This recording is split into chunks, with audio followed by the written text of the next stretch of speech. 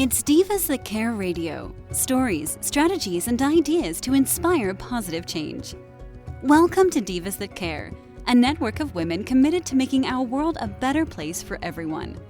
This is a global movement for women, by women, engaged in a collaborative effort to create a better world for future generations. To find out more about the movement, visit divasthatcare.com after the show. Right now, though, stay tuned for another jolt of inspiration. Hello to all. Welcome to Divas That Care Network.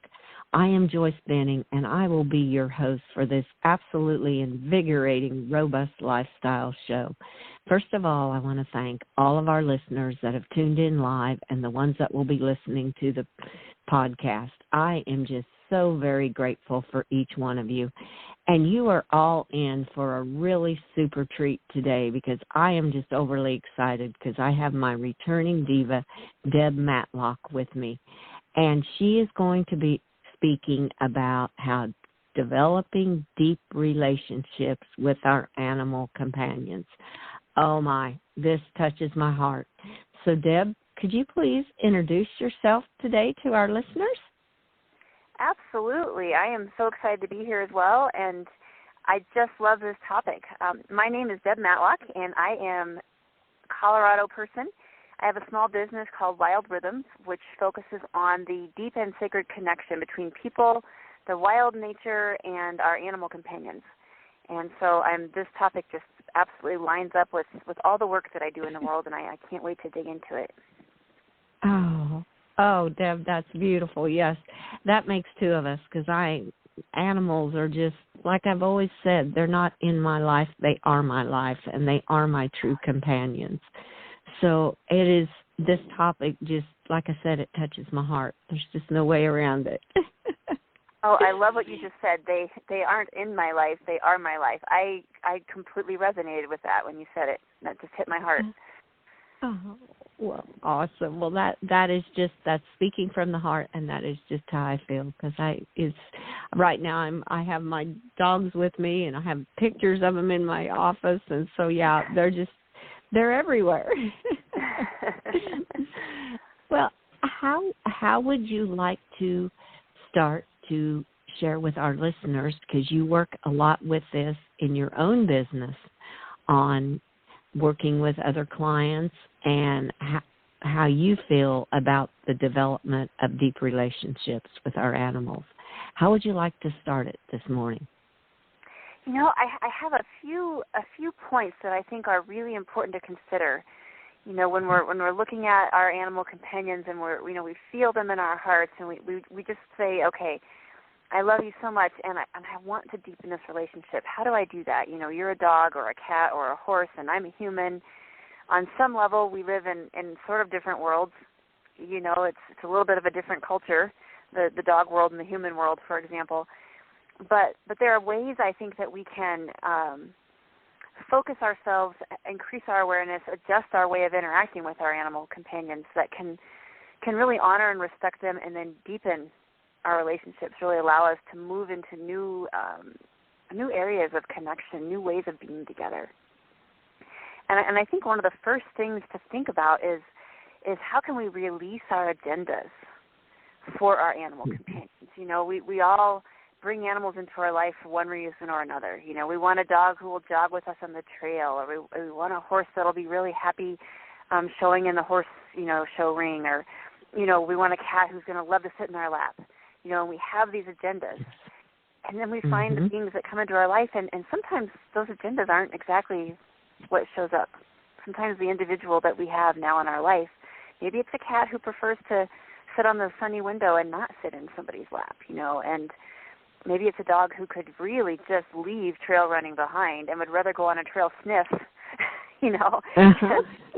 So one of the things is, I think, if we kind of step back and say, okay, what is it that I have as an expectation for my animal companions, and how does that really land in relationship to who I'm seeing that this animal really is as an individual? Mm-hmm. Yes.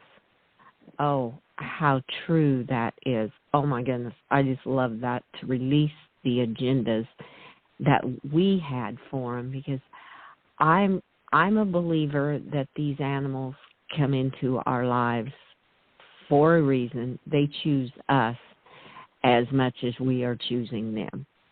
And if we stop and look and see what they are trying to give to us rather than focusing on what our agenda is, to me, that's how a relationship can really start to build, is when you start to see what they are offering you versus your own agenda. Yeah, I could not agree more. I mean, I think about all my relationships with humans, and I know people speak of this with their children. You know, when they're standing there holding an infant who they there's no, they have this deep love and connection, but they have no idea who this person is. You know, and one of the most beautifully nurturing things we can do for each other and our animal companions is just say, "Let me get to know you. Let me start to understand you as an individual. Let me figure out what you like and love and are passionate about, and then let's work together to bring these things into our lives." You know, it's like, and you know, it doesn't mean that we don't have, you know, we don't work with our animals to say, "Hey, I'd really love for you to walk politely on this leash with me," you know.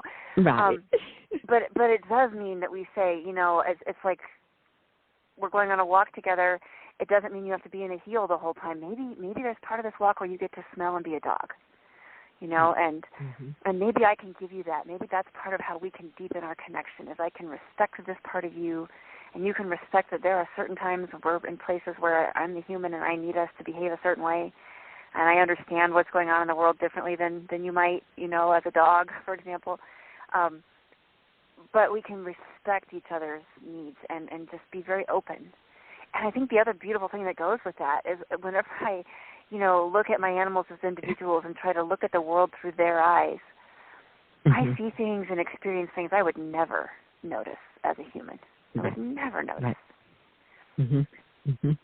Oh, how I agree. Oh, that is so right on, because, I mean, I always say you have to learn to trust one another. They need to learn to trust you, and you need to learn to trust them. And looking through their eyes and seeing things, I know in the other evening it was so beautiful out, and it was just gorgeous. And my mare said, "You should sleep out under the stars with us." And I'm like, oh, my goodness. Just coming from her and the meaning of that. And then she kind of laughed like, yeah, it would be fun. Yeah. But it's just looking through their eyes, because, like, they sleep out under the stars. And the beauty that they are seeing, they want to share that beauty with us, too. And I feel that that's something, like you said, looking through their eyes at what they're seeing and feeling some of the feelings that they feel. That, yes, that is just perfect. Yeah, and I love that example, you know, because I think I've seen, you know, my dogs will be on a walk and all of a sudden they're smelling and wiggling and excited, and the first thing they do is turn around and look at me like, "Hey, come check this out," you know, and look what I found. And, you know, it may not be something I'm overly excited about, like, you know, a dead mouse body or something, but the reality is that they're excited about it, and they're pulling my attention towards it, you know, and it matters to them. And I've seen some really beautiful and incredible things that way, you know, like I've looked closer at a snake skin than I probably ever would have, and it was really incredible. It was like iridescent and shining in the light, and I probably would have missed the snake skin entirely, you know, and like your mare, you know, inviting you to sleep under the stars and just kind of step into their world a little bit. And I think that's the point, is that, you know, we ask animals to step into our world all the time. You're going to live in my house. You're going to live in my land. You're going to do these things, you know. And how can we reciprocate that and step into their worlds too? Yeah. Oh, and I think that's, for me, that's what helps build the relationship so much more, is stepping into their world. Because then I looked up, it was already dark and the stars were out, and I was like, yes, they are beautiful, they are magnificent, and it must be a beautiful experience to be able to sleep out under them like you do at night when it's warm like this and a beautiful evening. So it made me step back and look at the stars and look how beautiful they were up there shining. So it it's sharing something that they are enjoying too. And I think that is critical too, that you have to share the things. Like you said, you would have never looked at that snake skin like that if your dogs hadn't noticed it. And it is just a new awakening in a lot of ways when you look at the things that are exciting them too, and what that must mean to them when you take that time to do that, because they are always giving to you to take the time to do what you feel needs to be done too. So I think it's just kind of a back and forth fair play to share with one another like that. Oh, yeah. Boy, the kisses I got when I knelt down and looked at that snake skin. It was like, oh, yeah, cool. You're down here, too, with me. Let's do this. Let's roll in it. I'm like, well, I might not roll in it with you, but I'll come this far. Oh, I love that. The kisses they gave you, you know, that is their way of showing we appreciated that you took the time to look at what we were looking at, and we wanted to share it with you. Oh, that is a beautiful experience, Deb. I love it. Yeah, definitely. You know, I think on the same lines, we kind of touched on it, but part of what we can really do for them is really see them as individuals. Mm-hmm. You know, not there's no two horses that are going to behave the same, 2 dogs, 2 cats, 2 birds, 2 snakes, you know. And I've worked with clients over the years in doing animal communication work, and it's amazing how many times I've had people ask me, well, my old cat used to do this. How do I get my new cat to do that? You know, and what I have to say in most cases is, you know, appreciate that as a beautiful, precious memory of the relationship you had with your previous cat. Right. And mm-hmm. maybe someday a cat will come in your life who likes that again, but this particular cat isn't so into that. So what can you do instead to create a unique, beautifully authentic relationship with this individual right here in front of you? Mm-hmm. And not try to have them be like every dog you've known or every cat that you've ever had, or you know, and it kind of goes back to that agenda thing, but just saying, really, who are you as an individual? Let me get to know you, and let me be respectful of that. Mm-hmm. Oh, I totally agree, because each one they're each an individual living soul. And, I mean, I have the 3 dogs, I have 3 horses, and each one of them is totally different in their personalities, in the way they react to things. It is just, it's totally incredible. But then I think about people, too. We're all different. None of us, I mean, coming from the same families, my sister and I are like day and night. It's just, we're all different. So I'm like, why do we expect our animals to be like a previous one maybe that we had, a previous cat or dog, or the previous horse I had or something? Why do we expect that when humans themselves, each one is different and unique? And that's just how I feel animals are. Each one has their own special uniqueness about them. Yeah, I could not agree more. And I think when we open ourselves to that, the beauty that is there is just amazing. You know, there's mm-hmm. always other things. Like one of my dogs, she's 14. I mean, she is my heart. And she's not a big snuggler. I would love it if she would cuddle up with me in bed and snuggle. You know, she'll lay on the bed, but she won't get super close and snuggly. But we have other ways of being very close and affectionate. You know, we have other things we've developed over these years, you know, that I just didn't, this is not her cup of tea. You know, to have somebody in her bubble space that close all the time is really not her thing. You know, I'm really glad I didn't force her to do that, because what we've found instead, we'll hang out together a lot. She's always with me. You know, right now I'm in a closet where it's quiet in my house, and she's on the other side of the door. You know, waiting for this interview to be over with. You know, I can see her nose in the shadow. You know, so we found our ways. You know, but we had to find the way that worked for both of us, not me forcing my agenda on her. Like, I want to snuggle with you. Come on. Mm-hmm. Mm-hmm. Oh, I totally hear you, because I have a 14-year-old girl that my dog, she's the same way. I mean, she's just not a cuddly dog, but she wants to be around me. She's always around where I'm at, and she'll be with me, but it's like she has her, like you said, a bubble. She has her space, and I need to respect that space. If she wants attention and wants to be petted, then she'll come into my space too and wants to share it. But if she doesn't, I'm like, okay, I respect that. That's who you are, and I love who you are. You're that kind of individual. And her son is just the opposite. He wants to be in your bubble and in your space all the time because he wants to be loved on. Yeah, I have another dog similar. I think he wants to merge. You know, he just is constantly laying on me somewhere, you know. It's like we couldn't get any closer if we tried, you know. But I know. Yeah. Oh, I just love that. Yeah, and I think that there's such a respect inherent in this kind of way of interacting with our animals. You know, a deep respect for, you know, who wants to be pet, who doesn't. You know, I go to the park. I mean, there's a lot of people who want to pet every dog, and you know, this dog I just mentioned who doesn't like to cuddle, she doesn't particularly like new people to meet her. You know, she'll tolerate it, but I see her uncomfortable, and we're not going to do it. There's no reason some random person on the street needs to pet her. She doesn't like it. Right. So it comes into the kind of one of the other pieces of this deeper connection is, you know, we become their advocates. We become their bridge to the human world.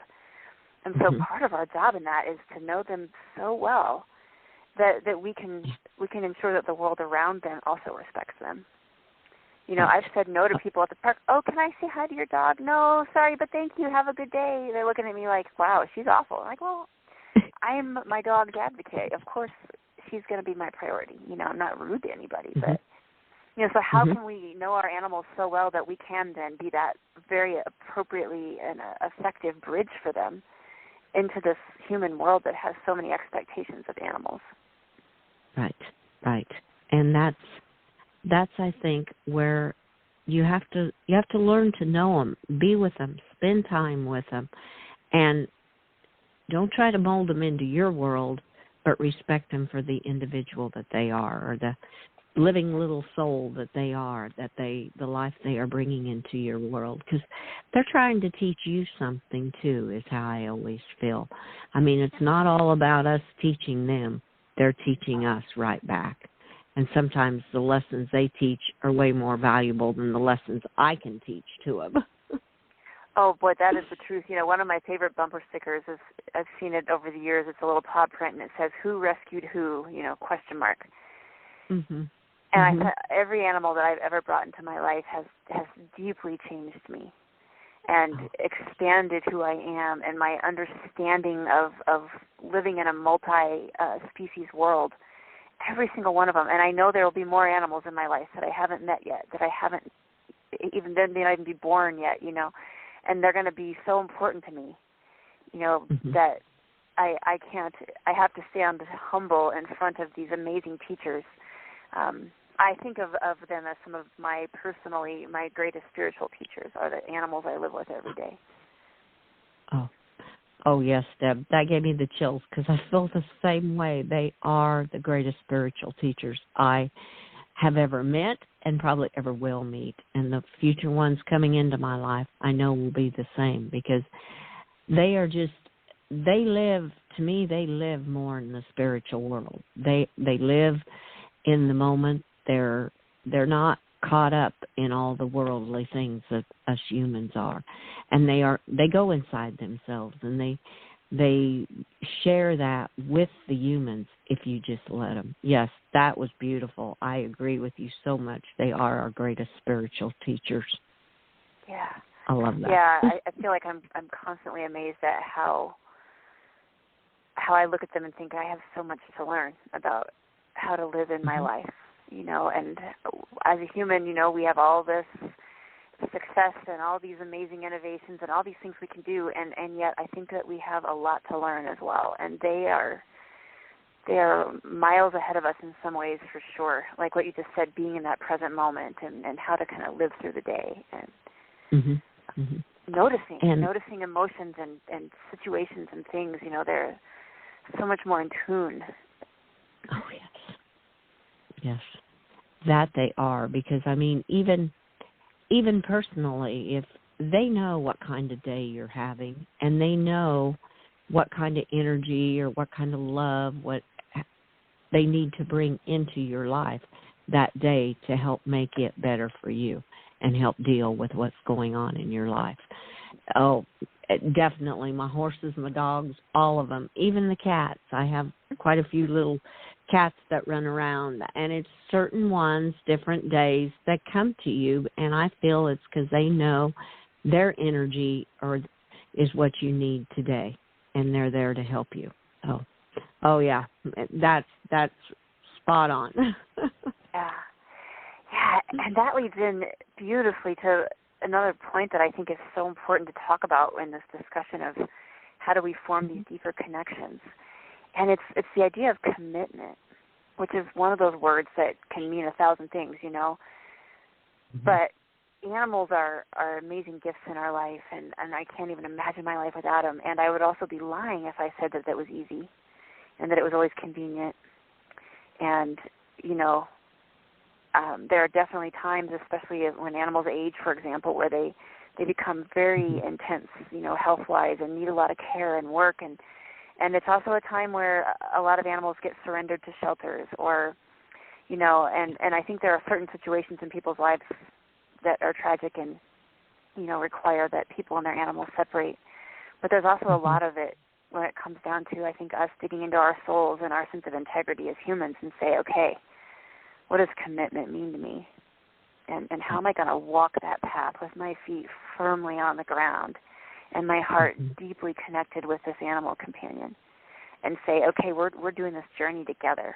I mean, I'm about to cry saying this. Like, we're going to do this journey together wherever it takes us, you know. And that might mean being up at 3 a.m. at some night with a dog who's throwing up or something. You know, it might mean being out in a freezing cold barn, you know, helping a horse. It means all those things, and I think those are very sacred moments. You know, it's a time when our sense of who we are as beings can really align with that sense of being spiritually aligned to the world around us. You know, like in those moments of deep commitment and deep care, even when it's not convenient and it's not easy for us. Mm-hmm. Mm-hmm. Oh, that is so true. I can so relate to that too, because I mean, even my little red heeler has some hip issues, and steps are hard for him. So I'm like, okay, I'm your legs for these steps. Yeah. No problem. That's what I can give back to you for everything you've given to me. And I love it. I mean, I'm glad I'm sad that he has that, but I'm glad that I am able to help him to manage the steps that he can't do right now. So it's a joint effort between each of you. And comes to mind when you said that about being out in the barn or something. I mean, so many times when a cow has been calving, and a lot of times it's in the dark, and if they need any assistance or anything, you're there. You don't think anything of it. It doesn't matter what it's like out. You're there to help them. And the look when that little calf comes out and you lay it beside Mom, it's all worth every moment you were out there with it, because it's just beautiful. It's a beautiful experience. Yeah, and I think, you know, sometimes that level of commitment, you know, sometimes in our human world we're met with resistance around that. You know, I've had times where I've had to cancel important things like conference engagements and things to be with one of my animals at a time where they really needed me. And a lot of people, of course, are very supportive, but there's always those few voices that are like, really, you're gonna skip this amazing event for a cat? And it's like, yes, I am. And you're welcome to blackball me forever. I don't care. You know, like, this is where I need to be, my heart, my soul. This is my commitment. You know, this is that part of, you know, that piece of my life that is not negotiable. Right. And I think if we can firmly stand in those places, you know, when we're deciding to bring animals into our lives, and we can say, all right, what does this mean? And can I truly, honestly do this? You know, it just puts us in a place of readiness and preparedness, I should say, for this beautiful journey that will go forward. And in most cases for us, the animals we're with have shorter lifespans than ours. You know, so we will be doing a lot of that end-of-life care and a lot of that helping them transition into spirit and things like that require a heck of a lot of us. Out of us, I should say. Right. and it is a beautiful journey. And that is the one sad thing, that their lifespans are too short, is what I say. But the memories and what they have taught us, and their spirits are always with us, and they're always living in our hearts. So in a lot of ways, whether they're there in the body form, they're still always with us, no matter how it is, because we're always connected to them. And it's hard, though, when they're not there in the body form. But what a beautiful, beautiful journey. And, yes, they just bring so much into our lives. It's just absolutely incredible if you just open your heart and let them bring it in, because they're willing to bring it in. Oh, that is so true. Yeah, and I think that kind of leads to the last point I wanted to make, which is that spending time together, playing together, hanging out together, you know, like making it a relationship a priority. You know, like people have date nights with their partners, or they have, you know, lunch dates with their friends, you know. But how can we look at our lives and really prioritize our time with our animal companions? Just hanging out, doing what they want to do. You know, whether it's playing ball or going for walks or laying under the stars, like your mare was saying, you know, but just being together and enjoying the time where we are in physical form at the same time, you know, the same place on this amazing world together, and just seeing the beauty and sacredness of that and not missing it. Oh, definitely. I so agree with you. Just carving out that time to be with them. And my mare has even told me that. Just spend time with us. That's all we ask, is just spend time with us. And just being with them. They just love that. And my little red healer, I mean, just being together. We don't have to be doing anything. We can just being together. And it just nourishes both of our lives and gives us so much energy and just revives each one of us in so many ways. These animals they're just incredible. They are a true companion. And I totally feel that the deep relationships we make with them are lasting. They are forever.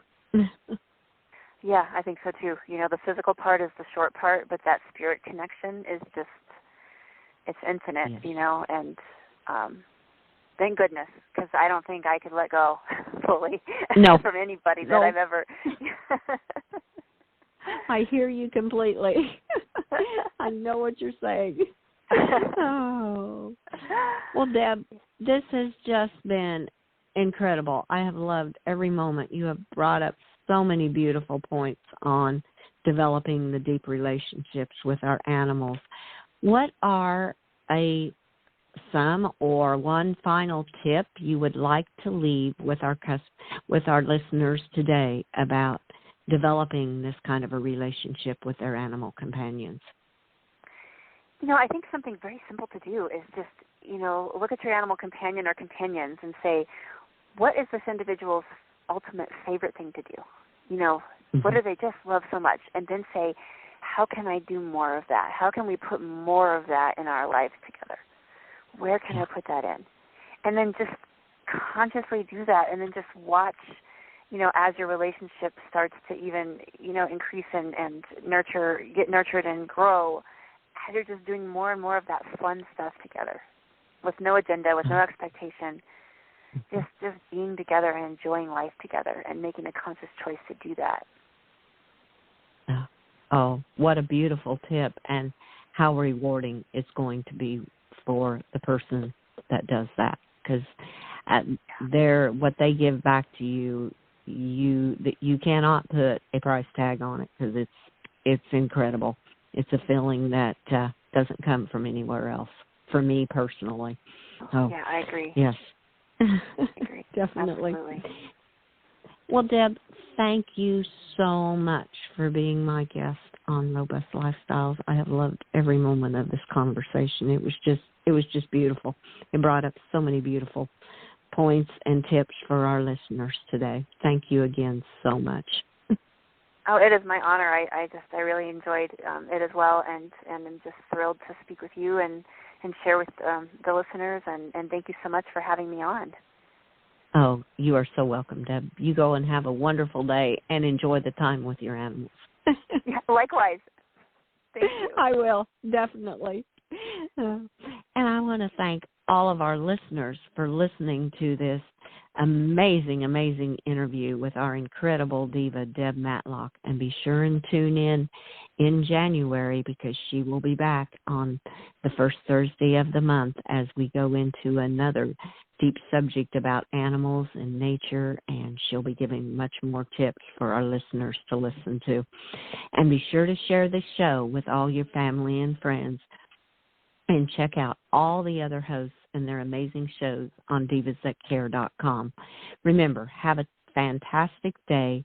Be kind to all, and remember that with your animal families. Find out what they love so much and go spend some time doing that with them, and let go of your agenda today.